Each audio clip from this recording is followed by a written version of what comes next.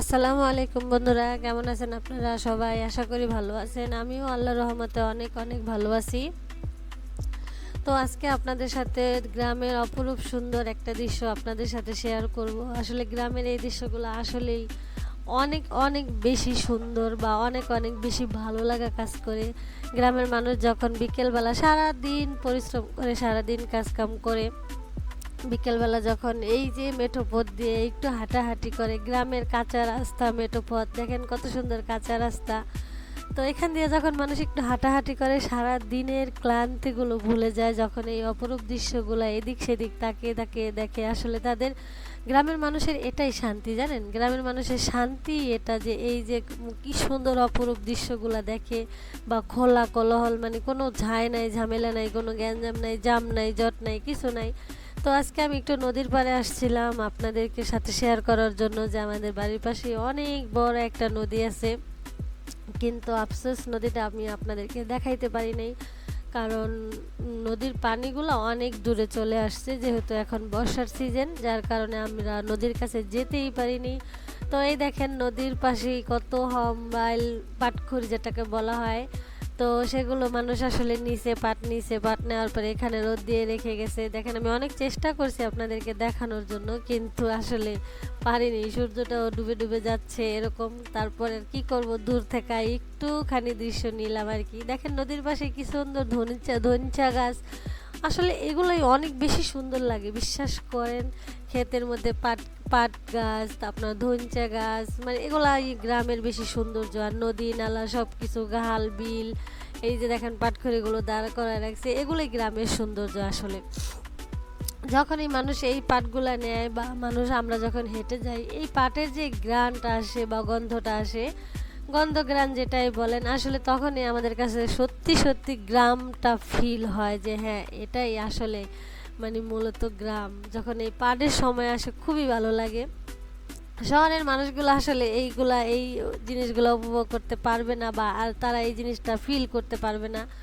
তারা তো আসলে যানজট, এই সেই এটা সেটা সমস্যা হতেই থাকে, কিন্তু গ্রামের মানুষগুলো আসলে, গ্রামে কি আপনার মানসিক শান্তি পাওয়া যায়, আর শহরে কি জানেন, শহরে হলো আপনার মানে শারীরিক শান্তি। সেটা হলো কি, মানে পরিশ্রমটা কম। হ্যাঁ, গ্রামের প্রত্যেকটা কাজই আপনার হলো গিয়ে অনেক কষ্টের। হ্যাঁ, সব করা কাজই কষ্টের কাজ। আর শহরের কাজগুলো কি আপনার একটু মানে ফ্যানের নিচে বসে তারপরে কাজ করা হয়, বা গাড়ি ঘোড়ার অনেক কিছু। গ্রামের মানুষ অনেক দূর হেঁটে চলে যায়, কিন্তু শহরের মানুষ একটুও হাঁটে না, 10 টাকার গাড়ি ভাড়াও তারা হাঁটে না। কিন্তু গ্রামের মানুষগুলা 10 টাকা বাঁচানোর জন্য অনেক দূর হেঁটে চলে যায়। তবে কি গ্রামের মানুষগুলো আর শহরের মানুষগুলোর মধ্যে একটু ডিফারেন্স আছে। শহরের মানুষগুলো যেমন মানে কারো নিয়ে মাথা ব্যথা নেই, পাশের ফ্ল্যাটে কি হচ্ছে না হচ্ছে তাদের সেটা নিয়ে মাথা ব্যথা নেই, তারা তাদের ফ্ল্যাটে ঢুকবে, বাস তারা তাদের মতো থাকবে। আর গ্রামের মানুষগুলো আসলে তেমন না। গ্রামের মানুষগুলো আশেপাশের বাড়িতে কি হচ্ছে, নিজের বাড়ি থেকে আশেপাশের মানুষের বাড়িগুলোর খবর বেশি নিবে। হ্যাঁ, যে ওই বাড়িতে কি হচ্ছে বা ওখানে কি হচ্ছে। এই যে বিকেলবেলা বললাম না, বিকেলবেলা যখন মা, চাচি, খালা, ফুপু, আন্টি সবাই একসাথে হয়, তখন জানেন তাদের মধ্যে কথাই হয় কি, এই বাড়ির মেয়ের কি একটু বয়স করে বিয়ে হলো কিনা, ওই বাড়ির ছেলেকে এখনো বিয়ে করতে পারতেছে না, কিংবা কার বাচ্চা হয়েছে বা কার কি হলো, কোন সমস্যা না সমস্যা, এই সব নিয়েই মা চাচিরা বেশিরভাগ আলাপ আলোচনা করে গ্রামের মানুষগুলো। কিন্তু শহরে আসলে তারা এই ধরনের কোনো আলাপ আলোচনা করে না।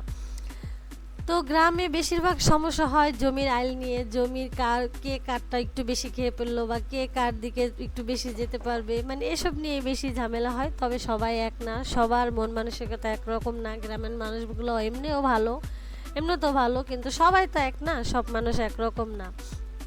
তো আপনাদের গ্রামে এরকম হয় কিনা, কিন্তু আপনাদের গ্রামটা কেমন, আরও বেশি সুন্দর কিনা, অবশ্যই আমাকে কমেন্ট করে জানাবেন। আর আমার ভিডিওটা দেখবেন, আর আমার পাশে থাকবেন। আমার পাশে থাকার জন্য একটা সাবস্ক্রাইব করে রাখবেন। আবার আপনাদের সাথে অবশ্যই দেখা হবে নতুন কোনো ভিডিও নিয়ে। আপনারা যদি আমার পাশে থাকেন, আমি আসলে অবশ্যই উৎসাহ পাবো, আর আমি আশা করব আপনাদেরকে আরও ভালো ভালো ভিডিও উপহার দেওয়ার জন্য। আপনারা আমার পাশে থাকলেই আমি এটা পারবো, আসলে সম্ভব হবে যে আপনারা যদি আমার পাশে থাকেন। তো ভালো থাকবেন, আল্লাহ হাফেজ।